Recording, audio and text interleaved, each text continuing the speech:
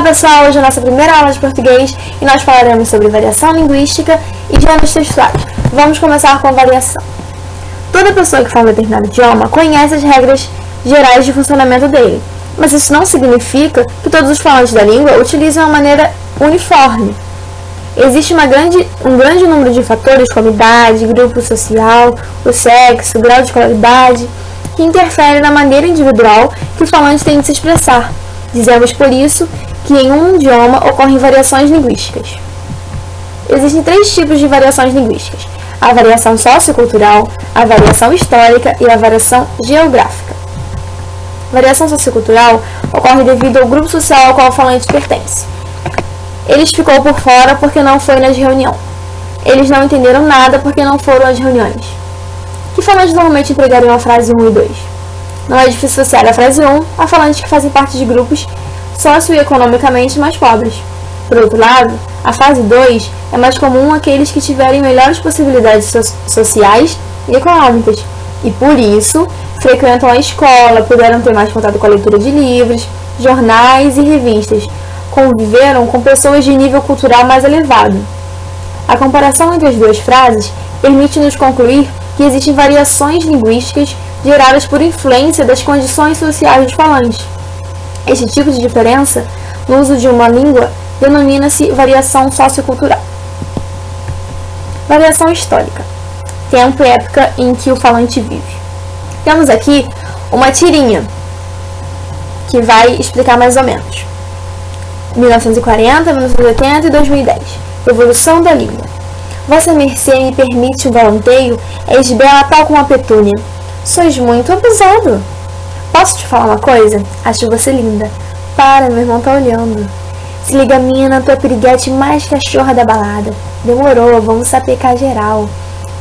Podemos ver nessa imagem que com o tempo, o jeito como nós nos expressamos muda. Não só como o jeito como nos expressamos, mas o jeito como nós reagimos, porque a menina reagiu diferente nas três épocas.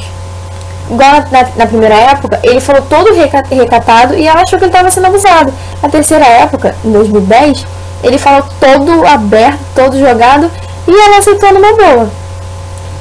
Então essa variação mostra que a língua não é estática e imutável.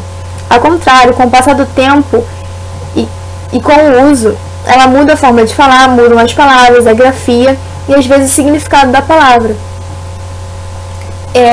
Nós podemos ver também que tem palavras que antigamente escreviam de um jeito e hoje se escreve de outro.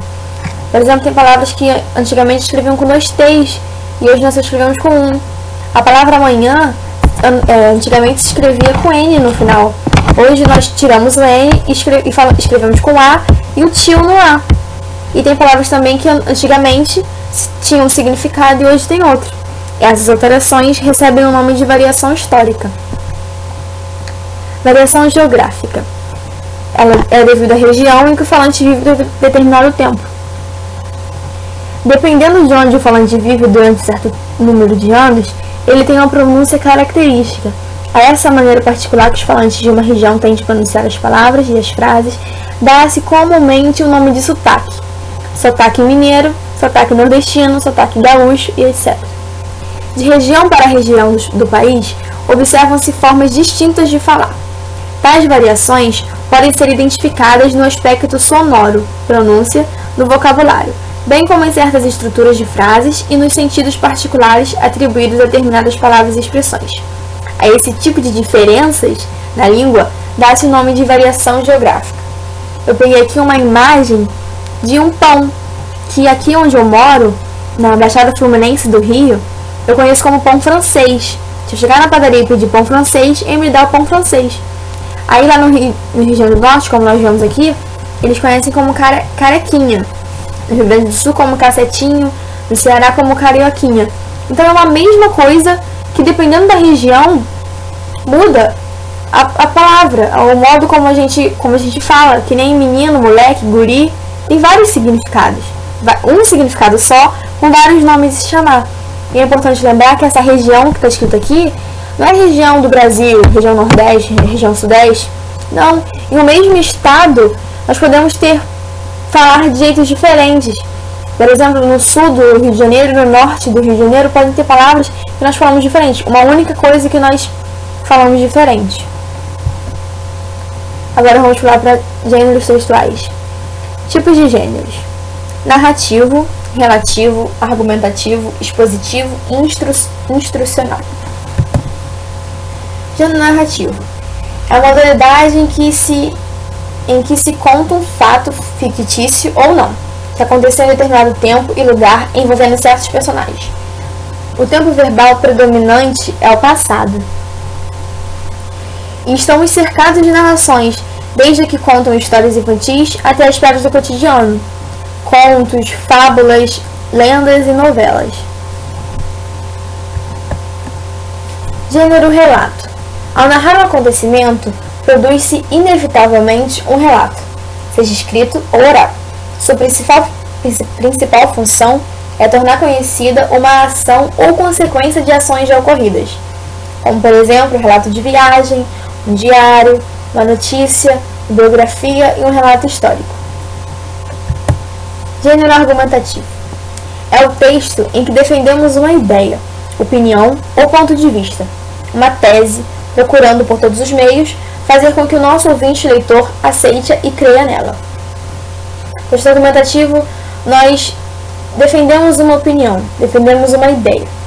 E não só defendemos, como argumentamos e fazemos de tudo para que o leitor, ou ouvinte, aceite-a, creia, confie nela, siga ela e tenha o mesmo ponto de vista que nós temos.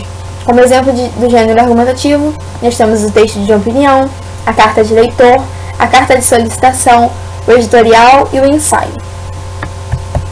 Gênero expositivo. O texto expositivo apresenta informações sobre um objeto ou fato específico. Sua descrição é a enumeração de suas características.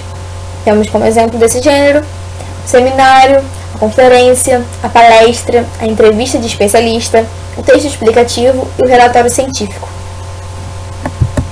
Gênero instrucional.